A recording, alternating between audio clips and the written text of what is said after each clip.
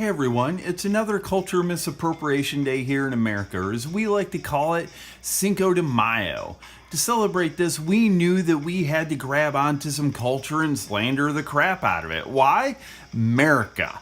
The two cultures we decided on were Jamaica, because pass the Ducci on the left-hand side, and Mexico, because Taco Tuesday. So to make this drink, you're going to need 2 shot glasses, one for yourself, one for your lady.